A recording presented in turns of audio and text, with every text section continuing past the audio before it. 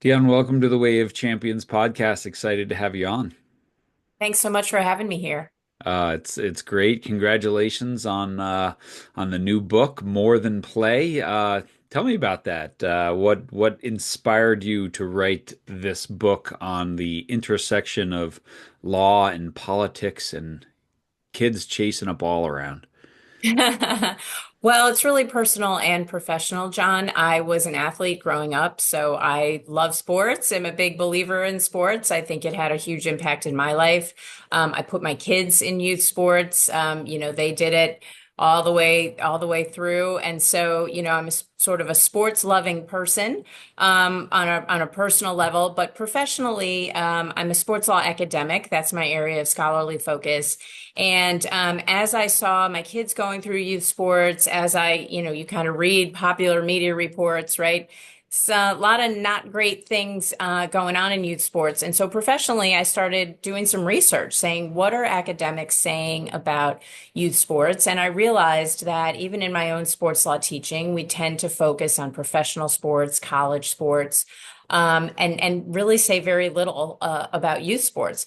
So when I did the research, John, I found that there isn't much at all actually in the academic literature on the legal side. There's certainly tons of scholarly literature from the medical community, from sociologists, lots of people writing about bad things that are happening in youth sports.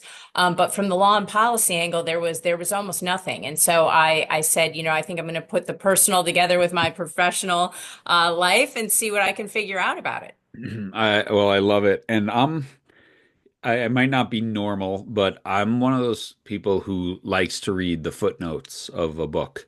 Where did that come from? That's a fascinating thing. Oh, I haven't seen that article or the book or whatever. And so I really loved your book because there's lots of footnotes or end notes that I could dive in and be like, oh, where'd she get that from? And because these numbers and these statistics are always moving and changing, and so it's great. I wrote about stuff in my first book 13 years ago, and so it's great to see some of the updated numbers and stuff. And we were connected by Linda Flanagan, who wrote the great book Take Back the Game. And so your work is kind of an extension of hers, in a way, which I really, really loved. Tell I me. appreciate that, and Yeah. I appreciate you saying that you're reading the end notes, John. I have to tell you, we have, as you know, there are word limits, and I had to cut those end notes down. There was a lot more where that came from. So, but thank you. Academics love it when you actually trace down that we have sources and there's backing for what we're saying. Well, like I said, I don't know that I'm normal, but I always, there's so much in the world out there of like misinformation or half information, of the best supplements to take to the best way to get stronger, faster, or this or that. And certainly lots of it out there on this is what you have to do to help your kid get better at sports. And a lot of it is not really based in any research or reality. It's based in just sort of these like let's use the probably poor term, old wives' tales of this is how we do this, right? So what were some of the ones that you came across in writing this book of like, well, I had always just taken this for gospel, and there's actually nothing really behind it. I mean, in a way, there is a lot of that, and it's funny that you bring up supplements because that's one of these things where people take vitamins and people take all kinds of things and think, isn't there somebody looking at this and making sure it's safe? And when you do the digging, you find out legally answer no. Yeah. And so a lot of that was the same with youth sports. So I would say the biggest thing that surprised me is we repeat over and over again, youth sports are good for kids. That's a very big claim. Yeah. And, or youth sports teaches certain very positive life lessons. It'll develop good character and all these things. I certainly feel like my youth sports experience did that for me. But if you look at research and what the research says, the research does not, by and large, say that this model that we're predominantly using, this hyper competitive emphasis on travel, specialize and play one sport year round, that model is actually good for kids. What a lot of the research says is exercise is good for kids, which is self-evident. Exercise we know, and that's proven. So the idea that the model that we're using for youth sports isn't one, even though we make these big claims about youth sports being so great for kids, that we don't have the research to back that up. What we do have research on is, for instance, what the medical community has been saying for a long time, that overly specializing and overtraining in sports can lead to an epidemic of overuse injuries, for instance. We've got a lot of medical information on that. We've got studies about a lot of negative outcomes from, again, this model of youth sports, pushing kids too hard. But the idea that youth sports is just sort of an unqualified good, that if any sports experience is a good one, that the data does not back that up. Yeah, and I think that's such a fascinating thing that a myth that I accepted for many years and really started. And you quote Jay Coakley in there, sports sociologist from University of Colorado at Colorado Springs, and he's been a guest on the podcast, and him and I have had this conversation numerous times, and he's the one who first got me to think of it as like sports is neither inherently good nor bad. It's really about the adults who are wielding it and using it. Um, and that when you say that to people, they're often taken aback because it's so pervasive that like, well, I just signed my kid up for soccer or baseball and all the good happens. And even the government puts out statements. I think you quote one from the National Youth Sports NYSS. I forget what they stands Yeah. for. So use sports strategy. Yeah, they Yeah, just repeat the same claims. this It's repeat in the same. government documents all over the place. Yeah. Yeah, yeah. But it's like, really? No, it's not. And so parents need to be much more intentional about what they sign their kids up for, who they sign them up for, because the idea that this is just going to be good is just not it at all. Yeah, and John, you've got that exactly right. And I think just going back to your analogy about like supplements, I think this is another area where we say, okay, it's a kid's sports experience. We assume somebody out there must be making sure it's safe. And just like supplements and vitamins that we take, the answer is pretty much no. So that was another sort of surprising thing, is not only is there not the research to back up the claim that this particular model emphasizing these particular things drives all sorts of great outcomes for kids, but there's not some sort of independent entity. There's not some sort of government regulatory system in place to make sure doing sports in this way, or that these coaches or these people or this experience has a sort of minimum level of safety attached to it. That's by and large not the case. And isn't it crazy? Like everything else that our children do from 7 a.m. if we drop them off to a preschool program through obviously a school day, or if they go to daycare, they are licensed and whatever, to the end of the school day, it's like people with degrees and master's degrees and curriculums and supervision and licensing and all these things. And then at 3 p.m. when the school day's over and they go to sports, the only thing is like, are you available? Do you have a heartbeat? Then now you can be in charge of these kids in these really impactful scenarios that, obviously what we do know statistically is that a lot of those kids quit because it's not serving their needs. Right, exactly. I mean, there's such an opportunity in this country with the sports infrastructure we already have existing in our colleges and universities. We could be training people to be coaches. Yeah. We have programs that could do it. We could require certifications. We could make more programs that provide shorter term certifications, short of a bachelor's degree. We could be doing so much more to train people. There is science to this. We know how to do it, but when it comes to youth sports, and we see this in college sports a lot too, it gets talked about. So what are the qualifications to be a multi-million dollar earning college coach. Well, not necessarily that you know anything about sports development or injury management or kinesiology, any of those things. So that's exactly right, is kids are in these settings. And, at the most benign level, it's just, a dad who means well and is steering a team. My husband did it for years with, my kids' soccer teams. And that's great. And it can be harmless. It can be a lot of exercise and running around and having fun. And so, no harm there.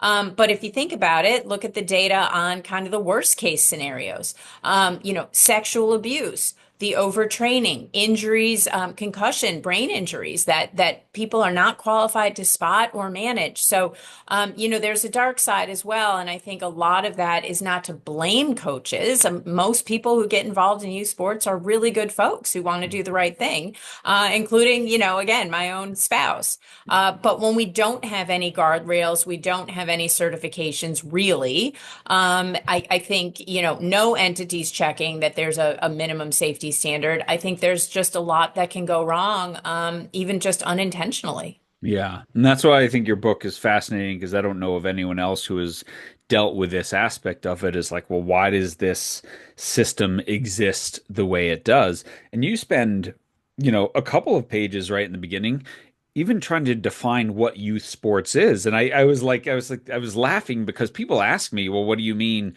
my kid's in high school? And I always sort of thought, I was kind of like your definition, youth sports is everything before college, but some people think it's not. And then you went through like state by state of how they define youth sports. And in some states, high school sports is not youth sports, and in others it is. And so maybe talk about that. And I won't ask you to quote directly, but your definition of youth sports is athletic activity engaged in by persons under age 18 through organized programs at which is often called grassroots or entry level that seek to develop talent through the skills and excellence approach.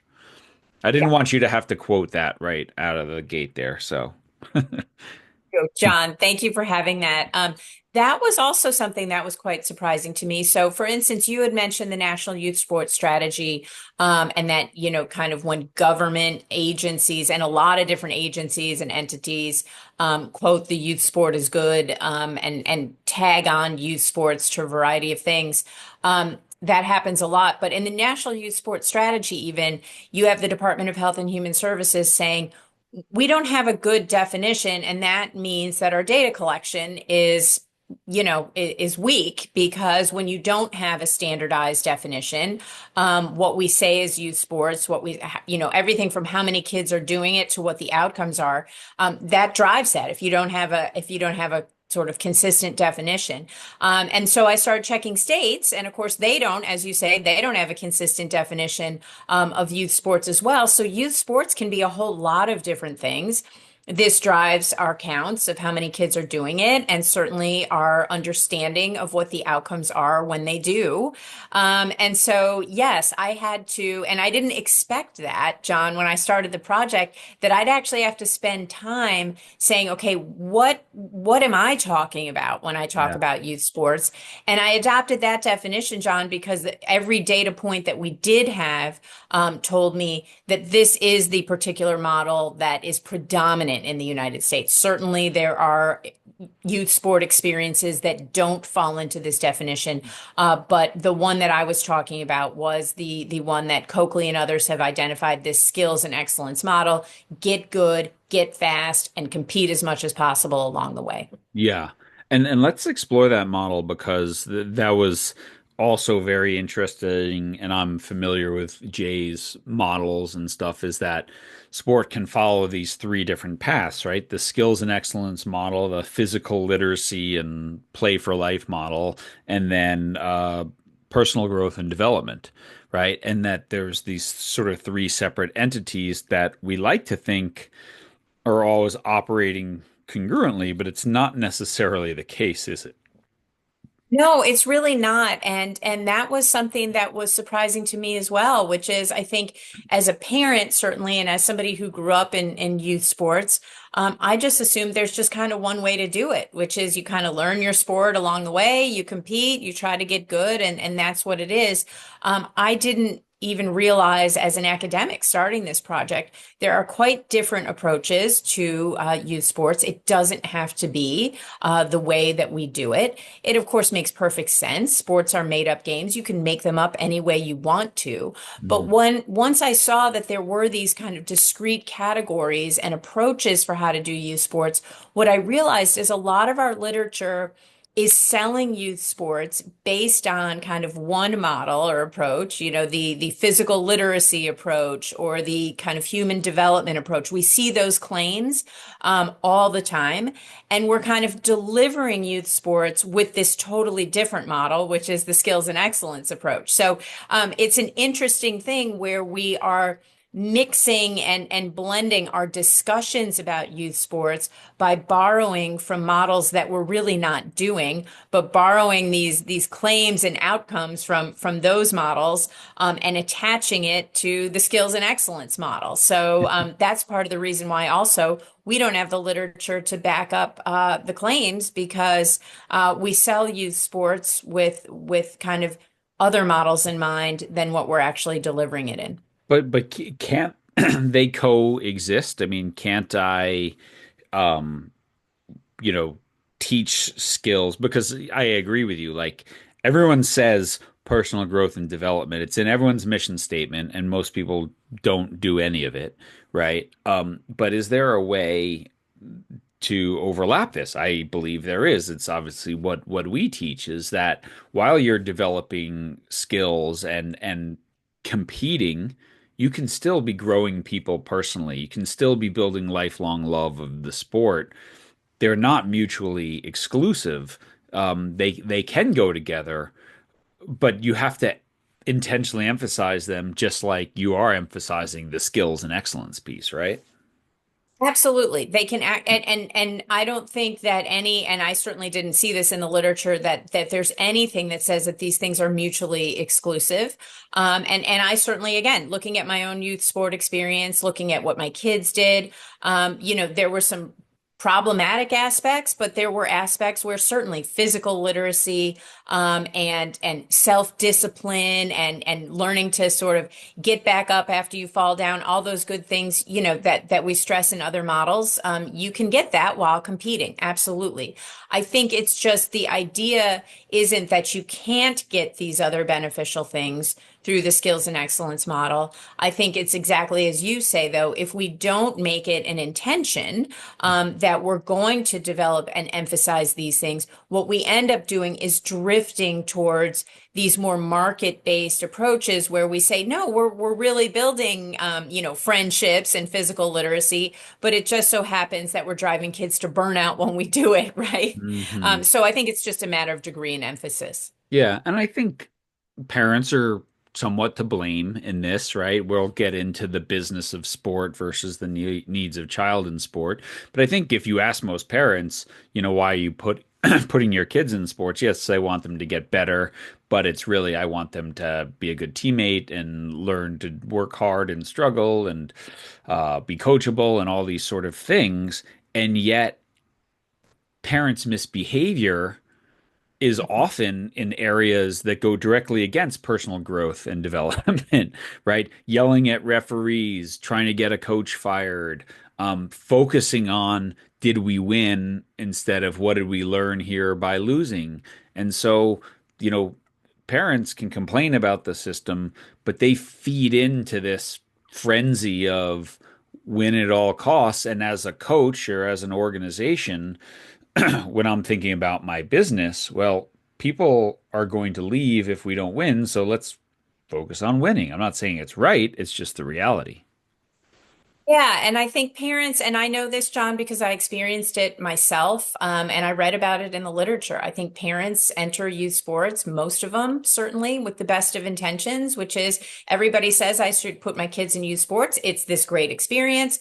That's what I want to do. I was in sports as a kid, so I thought this is going to be great for my kids. But I think it's very easy, and the psychological literature talks about this in terms of sport parenting. It's very easy to kind of lose your sense of objectivity, and it's very easy to certainly directly put pressure on your kids, right? Mhm. But indirectly put pressure on your kids. And so there's the extreme examples of the parents behaving badly, where they get sort of swept up. These are people who are sort of otherwise typical parents who go and work a job and succeed in society. And the next thing you know, on the weekend at the soccer game, they're screaming their heads off at a ref Yeah. in ways they would not behave in the workplace, right? Yeah. So there are those extreme examples. But I think, John, we also have to keep in mind, and again, the sport parenting literature, I think, talks about this, that we can, in so many ways, indirectly put pressure on our kids, by letting them know how important it is to us, right? Mhm. And it's a very fine line, because we as parents want to signal to our kids there are certain things we want you to do. This is good for you. This is healthy. Eat your broccoli kind of stuff. But with sports, what happens is we send them the message, I love watching you play. It makes me so happy when I see you competing, right? Well, suddenly then the kid is existing in sports to sort of feed the parents and what the parents are enjoying, and it becomes an enjoyable moment for parents. This is what can lead to burnout and be exhausting for kids. Performing for your mom and dad and making them feel good, and relieving their day-to-day stress because they enjoy seeing you compete on the weekends, it is a big burden for them to carry. Yeah, and on the backside of that, as the parent who is investing a lot of time and money into this, for so many, I halfway through doing this is when I had this realization that, now parents that they spend so much time, so much money often to put their kids in sports that this is the family vacation is going to the baseball tournament. There is no more non-sporting trip away to get away from it all because just we've put all our money to sports. And as a result, I start telling this to coaches now, and they all look at me like, wow, I never thought of it that way because I hadn't either. Is that, if you have an A and a B team and a child maybe is a late developer, they're struggling on the A team and you move them to the B team, you're not just moving that child from their team, you're removing oftentimes the parent from their friend group. Well, of course Mhm. they're going to fight back. Like, this is the people I go on vacation with every year. And now you're Mhm. saying I can't do that anymore. So, of course, I'm going to push back or maybe try to keep my kid on a team that he or she doesn't belong on just because those are my friends. And again, I get it. I feel that. And it's kind of crazy. Yeah, I mean, parents, absolutely. And I know this firsthand. I mean, my son played ice hockey, and every year those hockey tryouts came, and you're thinking to yourself, I hope he makes a team with those parents that I love hanging out with Yeah. because, hey, we're on the road to Pittsburgh and Detroit so much, right? I Mhm. mean, that's 2 or 3 days of my weekend. So I hope he makes the right kind of team. It's the idea that it's such an incredible burden for a child to carry, which is, not only do you need to love the sport, get good at it, and have your body doing it so much and practicing so much, but you're carrying your parents, not just their future hopes and dreams, but their very much here and now hopes and dreams for, hey, I work all week. I'm tired. I'm exhausted. It's fun for me on the weekends to go to your tournaments and watch you because I'm hanging out, have a couple drinks with those other great hockey parents. And so that's a big burden for a young kid to carry, and they feel the pressure. And I think that's a lot of what is contributing to the burnout. It's a Yeah. lot to carry. Yeah, it really is. So let's like dive into the law and you talk in the book about, how much of our current youth sports system is an outgrowth of the Ted Stevens Act. So maybe talk about what that is and how that has affected both Olympic sport and then the trickle down effect into our kids. Yeah, so the main federal sports law and policy that we have, as you say, is the Ted Stevens, it's called the Ted Stevens Olympic and Amateur Sports Act. Hmm. And this is a statute that was passed in the 1970s, in 1978, because if you can believe it, John, I mean, most people probably can't. But, I'm old enough to remember I was a little kid then, but there was a time when we as a nation didn't do so well in Olympic movement competition. We were being beat by the former Soviet Union and East Germany and Eastern Bloc countries.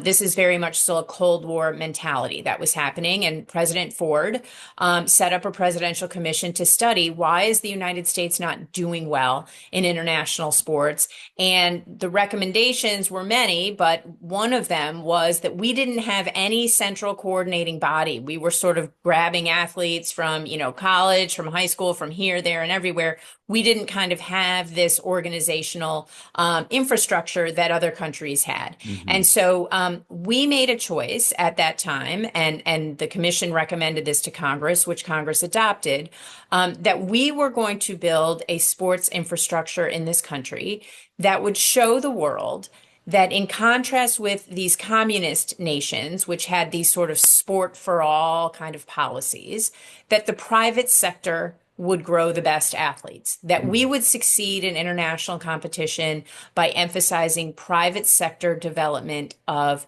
athletes. Hmm. And so at that time, Congress charged the United States, then the United States Olympic Committee, now the United States Olympic and Paralympic Committee, with being the sole coordinator, kind of having a monopoly over Olympic movement sports. Hmm. And of course, when you talk about Olympic movement, most people don't realize this.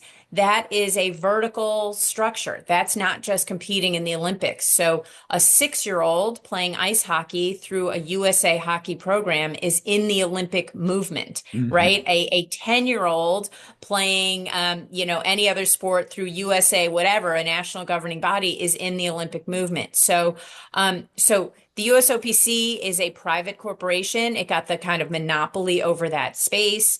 And they were charged at the time with developing grassroots youth sports. So Hmm. this was not going to be done through a government agency. We're the only country in the world that does not have a sports ministry or government agency sort of setting policy for grassroots sports. So that was sent to a private corporation, the USOPC. But John, what happened is the USOPC is not government funded. They get their funding through the use of Olympic trademarks. And Hmm. so what they had to do was really narrow their mission over the last nearly 50 years to just producing medal winners, because that's Right. what Congress and the American people want.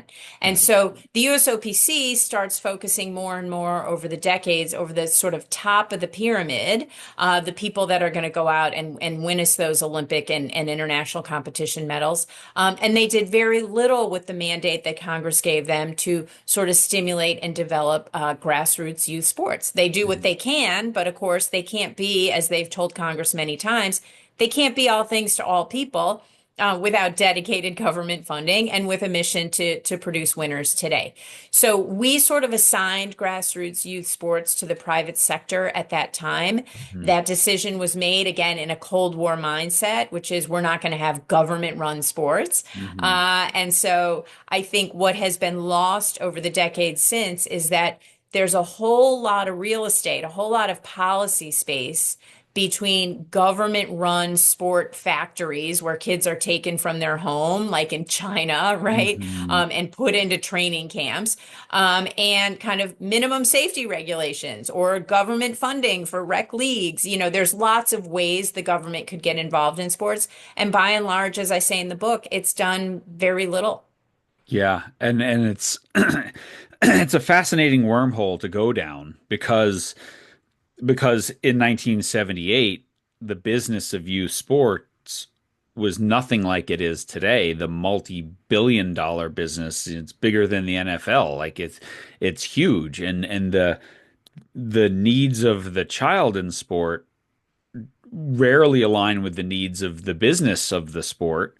And when those two things come into conflict, the child is the most powerless actor, followed by their parents. And so the business takes precedent, and therefore you have a system that oftentimes, just disregards what's good for a child. When we talk about specialization and injuries and psychological issues and costs and travel and all that, and we just say, oh, private industry will figure it out. Well, they're not, because their job is to figure out how to make money.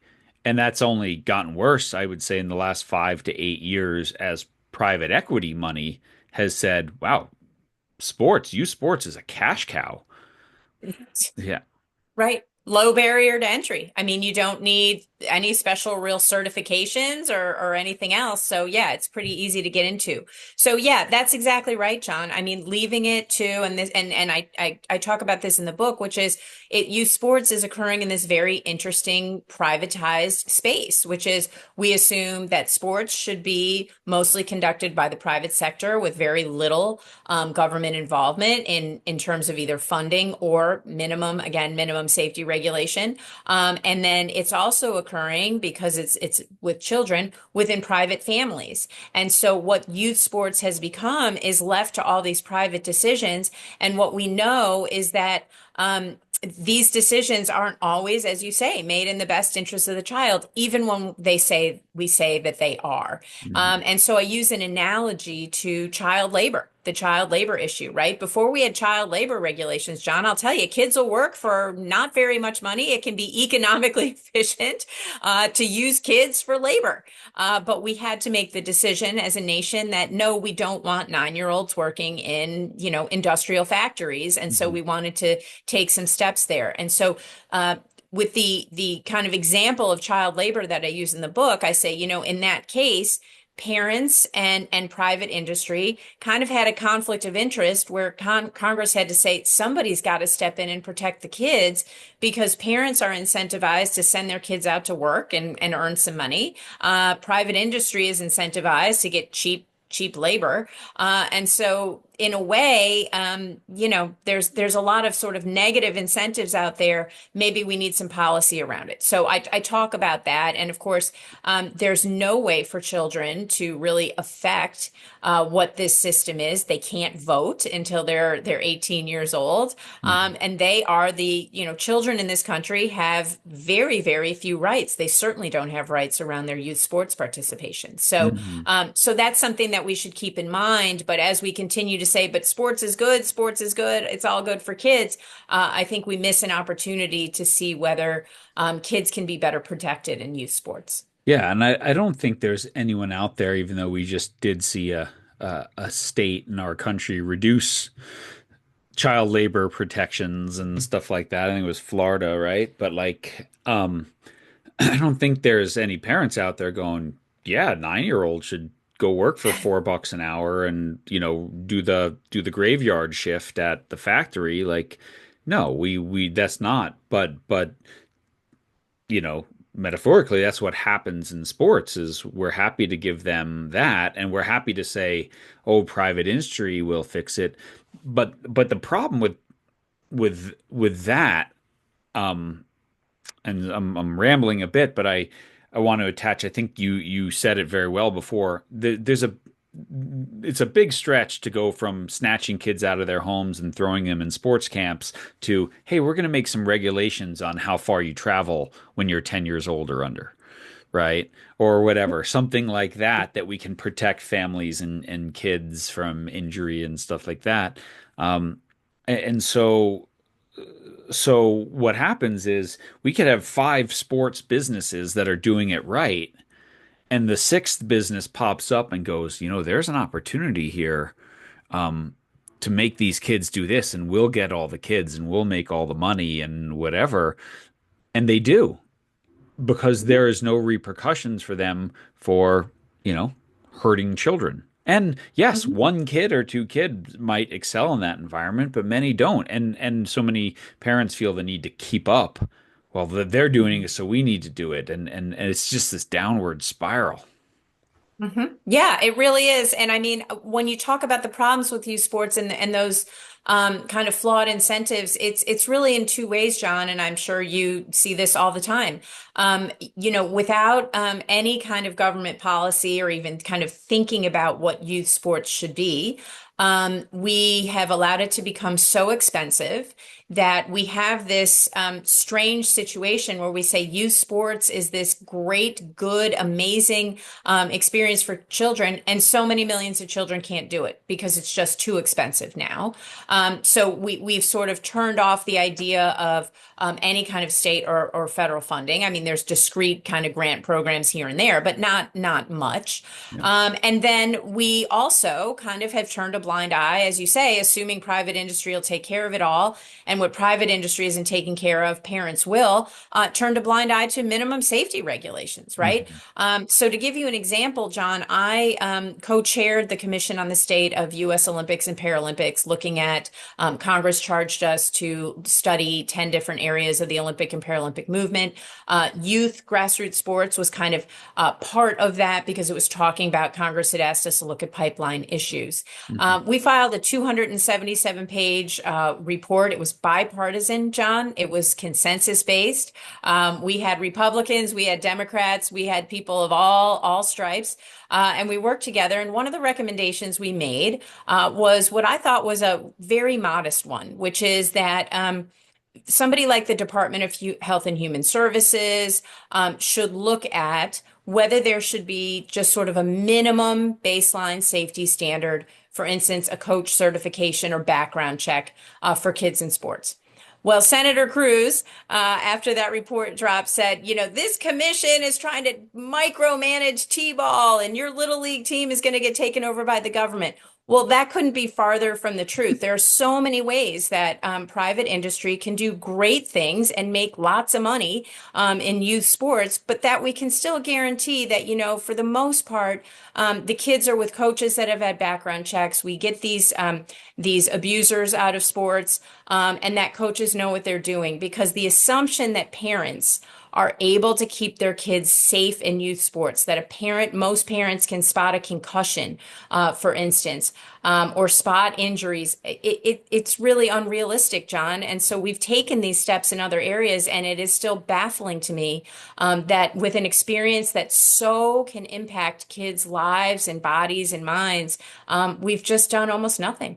Yeah. And sadly, we're live in a day and age of social media and headlines where a Senator Cruz gets to say something like that to catch headlines and rile up the base, if you want to call it that, instead of saying, well, wait a sec, of course we want the coaches to be safe and have a background check. Like, really, Senator Cruz, you're saying that you think anyone should be able to walk off the street and coach these T-ball players? I mean, I don't think he believes that, but it's not a good headline, right? And so this idea that any regulation is bad regulation is it's troubling, and I remember when they were creating Safe Sport Agency, and there was a member of Congress who got up in front of Congress and said, I can find out more information about the plumber I want to hire or the electrician I want to hire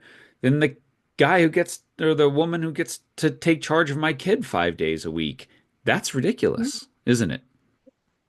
Yeah, it really is. And I was almost, I was very disappointed in myself personally, almost as a mother, because again, putting my kids into youth sports, my kids were traveling all over the place. And, and we met lots of fantastic coaches and all kinds of things. But it was amazing to me when I really started digging and said, my God, I mean, I know so little about so many of these people that have such access to my kids. Mhm. And my kids were lucky. They didn't suffer any of the forms of abuse. And when they did suffer injuries, my husband and I were involved parents enough to say, okay, we think enough is enough. I've been at hockey tournaments and seen my son get knocked out. And where I wasn't sure that the coach was going to pull him out, I said, I'm going to pull him out. Yeah. But most parents are well-meaning and can't really do that, John. And so it is a little bit shocking to me that that we take the idea of sort of minimal regulations as some sort of unqualified, sort of bad takeover. I say if youth sports providers don't want to do some background checks or kind of minimum safety certifications, maybe they shouldn't be in the business of youth sports. Right. Yeah, no, I totally agree. Or yeah, just minimum, this is what good coaching looks like. This is what you are going to be evaluated on as a coach. I mean, so many grassroots coaches, sadly, once they sign up, they get handed some old PDF of drills and a bag of balls and cones, and then they're set on their own for 2.5 months, right? No support, nothing of like, hey, how do I make this a better experience for them so that they can come back and get a good experience for the kids as well. So yeah, it's just this messy downward spiral, and you know, again, it's not about how we bubble wrap our kids and protect them from everything, right? Like you're still signing up and accepting some risk if you sign up for to play soccer or football or hockey, like people are going to bump into each other, right? So this is not what the regulation it's about. It's really about, you know, regulation of the infrastructure to give that sports experience the best chance possible to be a positively impactful one, isn't it? I mean, that's exactly right, John. This is not, and this book and sort of my my take on this has never been every kid needs to get a participation trophy. Right. Every kid is a special snowflake. It's really not that. And I think a lot of the rhetoric, unfortunately, turns to that when you start to suggest maybe we should have some minimum safety standards here, et cetera. It immediately goes to these extreme things, which is really not, certainly not what I'm saying. And I don't know that anybody wants. Yeah. But what is sad to me, and in my research, I saw this over and over again, there's a tremendous amount of litigation around youth sports, most of it actually not successful. I know youth sport providers always talk about being sued, being sued. Most of the time, in the cases I found, they're not being successfully sued because there's so many protections in place for As them. there should be, But because there's an assumed yes, risk. sure. Yeah. Yeah. Of course, of course. And our tort law well understands that in sports you're going to get bumped around and there are going to be injuries. But with that said, it is sad to me that parents learn for the first time, often when their children are severely, permanently harmed, even killed. No, there weren't actually minimum safety standards here. It was on you, right? I'm sorry that your son had a concussion and you allowed him to go back and play. But the law was relying on you to do the right thing. And so I think to some extent you have people learning the hard way that no, there's nobody else here for the most part watching out for the kids. We're assuming that the parents are doing that. Yeah. And it's a very hard thing. I mean, you like you said, you've been at a hockey tournament and watched your kid get knocked out or crushed in the boards, and you have to, like, even though you know better, you have to go through this mental checklist of, am I going to embarrass my son? Am I going to be like the overprotective mom or whatever by saying, nope, you're not playing the rest of this event. I'm going to take, crap from other parents who are like, oh, but we need Johnny today, and all that. And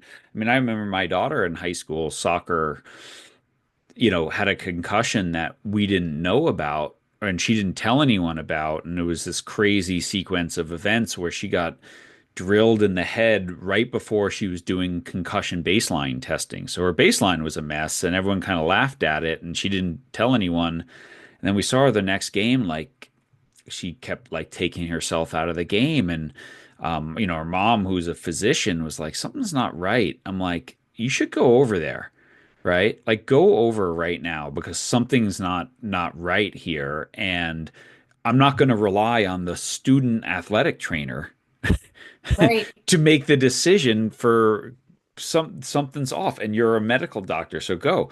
But I mean, we had to have this whole discussion of look what I do, look what she does, and it was still a hard decision to go over there. And lo and behold, then my daughter admits, yeah, I got hit in the head pretty hard the other day and whatever. And had to go pull her out and miss 2 weeks and whatever. But it's like, so asking parents to go through that checklist every time is not going to always keep kids safe. And John, I've lived through the same things you have. I mean, I remember it very clearly when I saw that my son was going to be sent out on the ice when he had been momentarily knocked out, and I said, "My God, Dionne, you are an educated person. You know this kid can't. He's 11 years old, for heaven's sake. There's no reason for him to be back in this game. Yeah. This is dangerous." But yes, I said, "Am I really going to go walk around there and pull him off the ice?" He wasn't happy about it, but I'll tell you, it Yeah. was the right thing to do.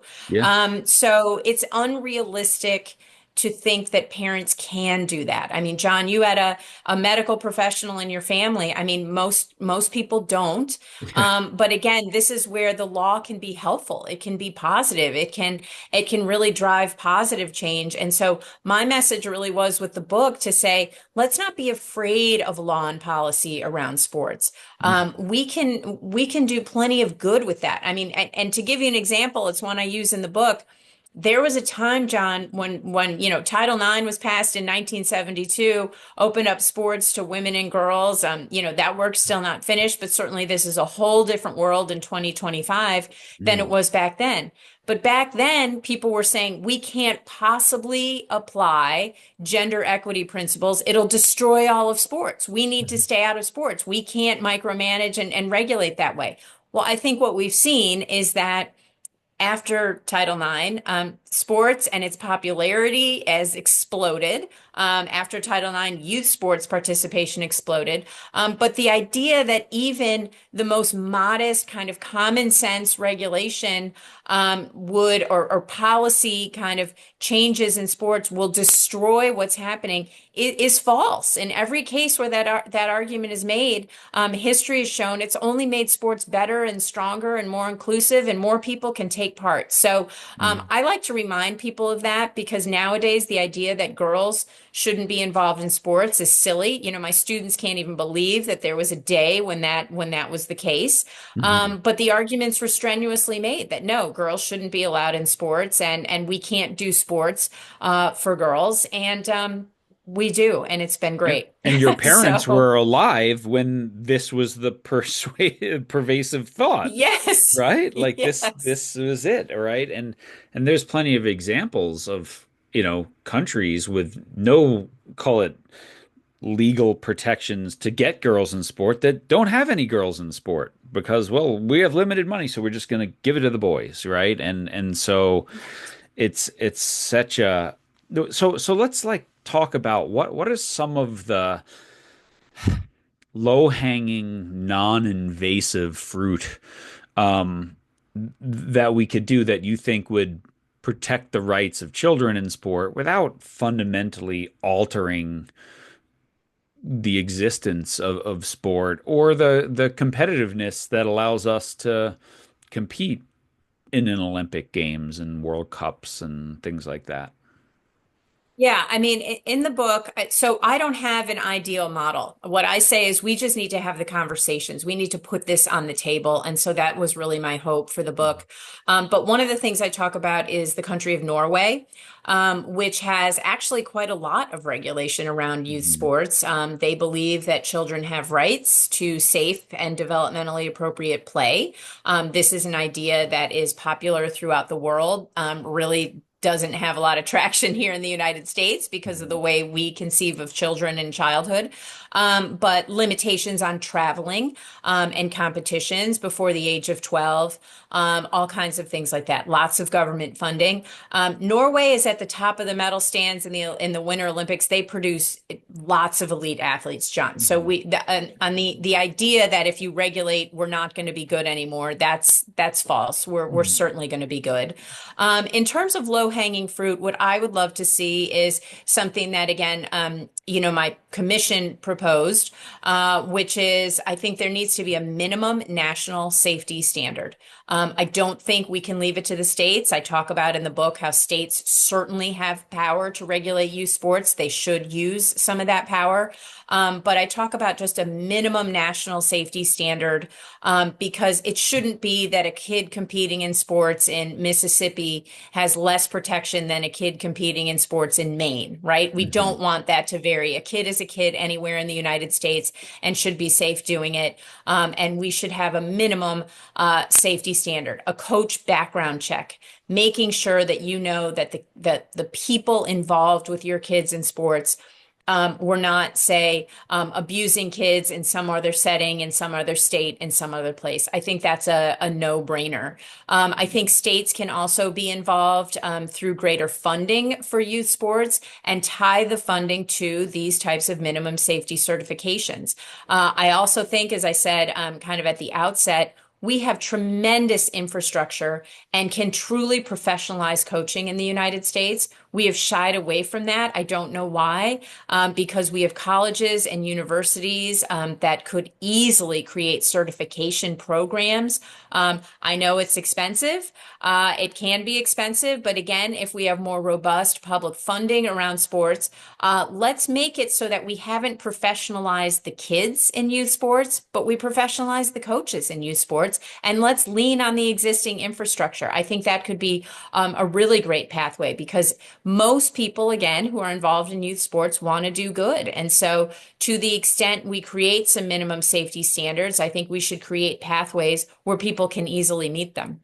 Yeah. I mean, I love that. But to play devil's advocate, one of the challenges I see, right, as someone who coached youth soccer for a lot of years and in the post um, safe sport world, where all of a sudden there was this mandatory safe sport um, courses, right? Which, to be fair, I thought they were well done. They weren't horrible, but it was like there's 90 minutes or 2 hours that I had to spend every year to do that. Then I would do an hour-long concussion course, right? Then I would do the first aid course. And so now as a coach, as a volunteer coach, I've spent 4 hours and I haven't even talked about what's a great practice environment or my kids, right? So this is where I think, like you said, it can be overly burdensome for this very small issue, not a big issue, but a small percentage, right? But the big percentage of kids are, their experience is not going to be based on whether they got hit in the head or not. It's going to be how does the coach talk to me, treat me? What's the environment like? Am I learning in that? And so this is where I think you get what's the juggling act of in this minimum standard, because I think we can all agree that we want coaches to understand first aid and head injuries and sexual abuse, right? But how much are we going to ask of the volunteer who just signed up for 2 months to coach? That's our challenge, right? And so I want you to answer that, and then I'll just say a comment. I've said to every sport governing body I've worked with, why don't you let your registered youth players 16 and older take your coaching courses for free? Especially all these online ones, it costs you nothing. Let them start learning how to coach while they're still playing, right? Figure out with a school district that gives them a credit, whatever it is. Start developing coaches, and maybe, yeah, they'll turn 20 and they won't think about it. And then 10 years later, they have their own kid and they get asked to coach and go, I took some coaching courses back in the day. They were pretty good. And John, there's so many different ideas that can be built off of that. But let me address a couple things. First of Yeah, all, it's interesting that you bring up the safe sport training. And I think this is something that a lot of people involved in youth sports don't realize. You must have been, if you did safe sport training, coaching through a national governing body for sport. correct. Mandatory safe sport jurisdiction and training only applies to youth sport activities that are occurring through a sport national governing body. Hmm. Lots of youth sports not affiliated with a sport national governing body. So they're not, Safe Sport has nothing to do or say about it. And Hmm. again, this is something that a lot of parents don't realize. They've heard a Right. lot of stuff about Safe Sport, thinking, oh, haven't we taken care of that? Not realizing that many times their kids are involved in youth sport activities that have nothing to do with Safe Sport, and Safe Sport has nothing to do with it. Yeah. Um, in terms of, yes, exactly. It's unrealistic to sort of hope that, and lots of these volunteers, my husband does it as well, right? You do these courses, but you're a professional in something else, right? You're not a Yeah. professional coach, and so it's onerous. And so I think this is where we need a youth sport policy Hmm. that says, okay, what are we doing with youth sport? And this is where models for sport and youth sport can become really important, John. We can be mixing and matching. We can certainly run the skills and excellence model here in the United States, have tiers of youth sport involvement. And as you sort of get higher up on that tier in more elite settings and more intense settings, then the professionalization of the coaches should match, right? You Hmm. should have to do more training to be alone with a kid for more hours, or traveling with a kid, or doing certain types of things. For the younger kids and the kind of kicking a soccer ball around, say you're operating in a different model, where it's the sort of human development and physical literacy model, there can be fewer sort of recommendations, and a volunteer coach might be just fine. We Hmm. don't have any sport policy, any youth Yeah. sport policy, except play. Everybody play, right? And so I believe that if we had a well thought out policy with tiers, with developmentally appropriate based on age, where we connect it to what we have in terms of the medical science, we can calibrate coach certification to that, and we can build programs around it. I think your idea is fantastic, which is as children are coming up, becoming teenagers, you introduce them to these things. And again, there would probably be, if you take 40 to 60 million kids involved in youth sports, if some of those kids are exposed to coaching while teenagers, they might decide to go to college and major in coaching, right? Hmm. If Hmm. we had that as a possibility, and it's something that with intercollegiate sports reform, we're talking about seriously for the first time. I think it needs to be back on the table. So I Hmm. think what we have to do is have a policy around different types of youth sport experiences, Hmm. and then sort of calibrate our coach certification to that. Yeah. Amen to that. Uh, there's so many other places we could go, but I want to be mindful of the time here. Is there anything else like really hot button or issue or two that you really want our listeners to kind of hear are the next steps or really important things for them to know, um, just about youth sports in this country and why it is the way it is? Yeah, I think that the most important thing I wanted to do with the book is generate awareness that we Hmm. don't have, as I just said, a sort of overarching policy for youth sport. We don't have a lot of law regulating youth sport. I want parents and involved people to be aware of that. And so what I would love the takeaway to be is to say, you can actually, as someone involved in youth sports in a variety of ways, you can get active politically on the state and local level. You can ask for more on the national level. You can ask for more. Don't just sort of fall into the latest Facebook headline about, well, there's too much regulation, or, this is a proposed sort of Chinese communist takeover of T-ball.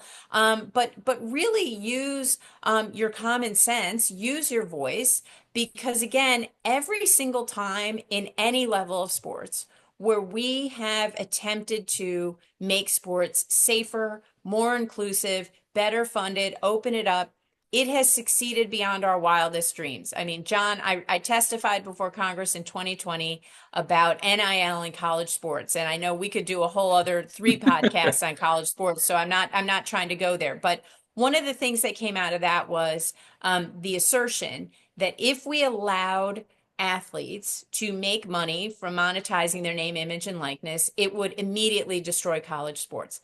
Well, John, college sports is thriving. It's always going to thrive. And same thing with Title IX and all these other things, right? We used to say the same thing about the Olympics. If we let professionals into the Olympics, people will stop watching. Well, many dream teams later, we're all still watching. So Mhm. let's not be afraid of change in youth sports, would be my message. But you have power, parents. You actually do. Use it. And we can create a much better youth sports system. I'm certain of it. Yeah. Ooh, love to go down that NIL thing with you in some way because I'm not sure that it might survive in a completely different form, but I'm not sure all sports are going to survive within it either. So, but in some ways that might be a good thing. What would youth sports look like if there was no path to a scholarship and no path to admissions preferences? Might it change the way the amount of money and time and emphasis that we spend on youth sport? I think it might. Yeah, and So same thing at the high school level, the right? high New school level. research was just out in the last couple weeks. Most parents are doing this now, hoping their kid will make a high school team.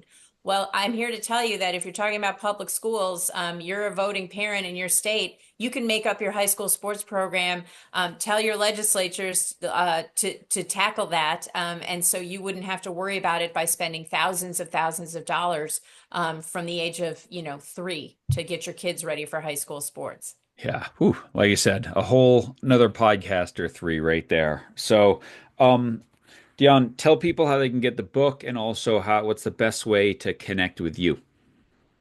The book is available anywhere books are sold, and the best way to connect with me is I have a website, dionnekoller.com, or people can email me. I'm at the University of Baltimore School of Law and can be found on our faculty page. Awesome. Well, this is great.